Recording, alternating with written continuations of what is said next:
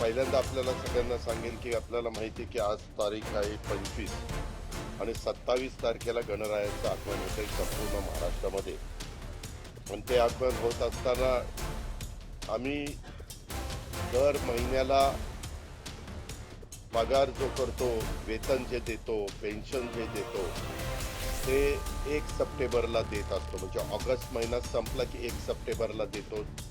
September महिना संपला की 1 ऑक्टोबरला सप्टेंबर महिन्याचं वेतन देत असतो. निवृत्ती वेतन असेल किंवा वेतन असेल.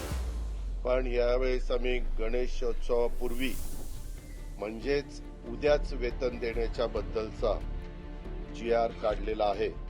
आणि आमच्या महाराष्ट्रातल्या तमाम जे वेतन महाराष्ट्र सरकारकडनं दिलं जातं, अधिकाऱ्यांना, कर्मचाऱ्यांना, तसंच निवृत्ती वेतन दिलं जातं, जे आमचे पेन्शनधारक आहेत आणि कुटुंब निवृत्ती वेतन, हे सगळं आजच्या तारखेला म्हणजे 26 तारखेला ते त्यांच्या अकाउंटला जाईल आणि तशा पद्धतीचा GR आम्ही वित्त विभागाने काढलेला आहे.